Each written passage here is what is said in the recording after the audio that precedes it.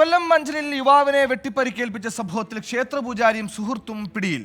ആലപ്പുഴ നൂറനാട് പടനിലം സ്വദേശി അമ്പിളി രാജേഷ്, സുഹൃത്ത് സുമേഷ് എന്നിവരാണ് പോലീസിന്റെ പിടിയിലായത്.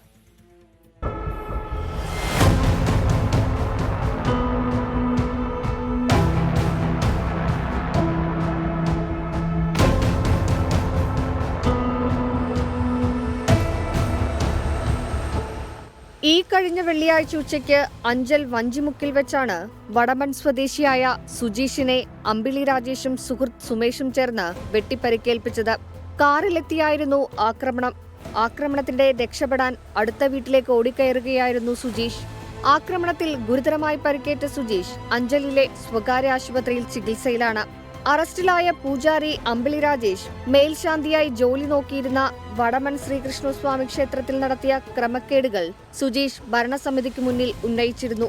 പിന്നെ ഇയാളെ ജോലിയിൽ നിന്നും പുറത്താക്കി. ഇതിന്റെ വൈരാഗ്യത്തിലായിരുന്നു ആക്രമണം നടന്നത്.